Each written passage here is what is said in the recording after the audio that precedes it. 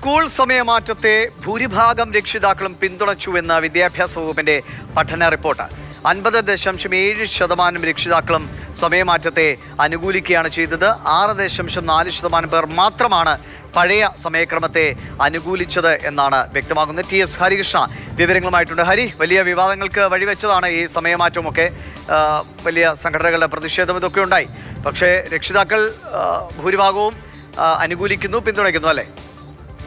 അതെ, വിദ്യാഭ്യാസ വകുപ്പ് ഇതുമായി ബന്ധപ്പെട്ട ഒരു പഠനം നടത്തി, സർവേ ഉൾപ്പെടെ നടത്തിയതിനു ശേഷമാണ് ഇങ്ങനെ ഒരു തീരുമാനത്തിലേക്ക് വന്നിരുന്നത്. ആ പഠന റിപ്പോർട്ടിന്റെ പകർപ്പാണ് നമുക്ക് മാതൃഭൂമി ന്യൂസിന് ലഭ്യമായിരിക്കുന്നത്. അതിലാണ് ഭൂരിപക്ഷം രക്ഷിതാക്കളും ഇതിനെ പിന്തുണച്ചു എന്നുള്ള വിവരം ചൂണ്ടിക്കാട്ടിയിരിക്കുന്നത്. ഇതിൽ പ്രധാനപ്പെട്ട കാര്യം, നാളെ വിദ്യാഭ്യാസ മന്ത്രി സ്കൂൾ മാനേജ്മെന്റ് പ്രതിനിധികളുമായി ഒരു യോഗം വിളിച്ചിട്ടുണ്ട് സ്കൂൾ സമയമാറ്റവുമായി ബന്ധപ്പെട്ട്. അതിൽ സ്കൂൾ സമയമാറ്റവുമായി ബന്ധപ്പെട്ട് സർക്കാരിന്റെ നിലപാട് എന്താണ് എന്നുള്ള കാര്യം വ്യക്തമാക്കും. എന്തുകൊണ്ട് സമയമാറ്റവുമായി മുന്നോട്ട് പോകുന്നു എന്നുള്ള കാര്യങ്ങളൊക്കെ നാളത്തെ യോഗത്തിൽ വ്യക്തമാക്കുകയും ചെയ്യും. സ്കൂൾ സമയമാറ്റത്തിൽ നിന്ന് പിന്നോട്ട് പോകാൻ എന്തായാലും, ഇപ്പോഴുള്ള സമയമാറ്റത്തിൽ നിന്ന് പിന്നോട്ട് പോകാൻ എന്തായാലും സർക്കാർ തയ്യാറല്ല. അത് നാളത്തെ നിലപാട് പറഞ്ഞുകൊണ്ട് തന്നെ സർക്കാർ വിദ്യാഭ്യാസ വകുപ്പ് അത് പറയുകയും ചെയ്യും. പക്ഷേ ഇതുമായി ബന്ധപ്പെട്ട് അങ്ങനത്തെ ചർച്ചകളൊക്കെ നടക്കാനിരിക്കെയാണ് ഇത്തരത്തിലൊരു പഠന റിപ്പോർട്ട് മാതൃഭൂമി ന്യൂസിന് ലഭിക്കുന്നത്.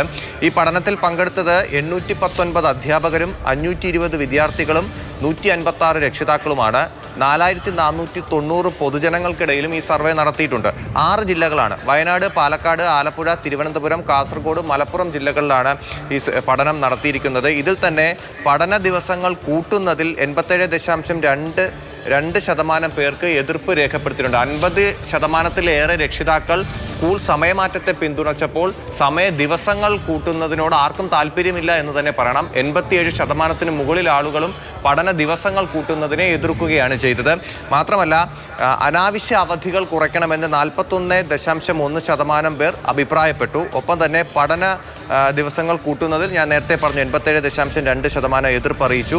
പഴയ സമയക്രമം, നേരത്തെ ഉണ്ടായിരുന്ന സമയക്രമം അനുകൂലിച്ചത് 6.4% പേർ മാത്രമാണ്. ഇതിൽ നിന്ന് നമുക്ക് മനസ്സിലാക്കാവുന്നത് ഈ സമയമാറ്റവുമായി സർക്കാർ വിദ്യാഭ്യാസ വകുപ്പ് മുന്നോട്ട് പോകുന്നതിനുള്ള ആ ഒരു നടപടിക്രമങ്ങളുടെ ഭാഗമായി ചെയ്ത ഒരു പഠനമാണ്. അത് അനുകൂലിക്കുന്നത് ഒരുപാട് പേരുണ്ട്. അതുകൊണ്ട് തന്നെ അതുമായി മുന്നോട്ട് പോകാൻ തന്നെയായിരിക്കും സർക്കാരിന്റെ നിലപാട്. ശരി. വിദ്യാഭ്യാസ വകുപ്പിന്റെ പഠന റിപ്പോർട്ടിന്റെ വിവരങ്ങളാണ് TS ഹരികൃഷ്ണ പങ്കുവച്ചത്.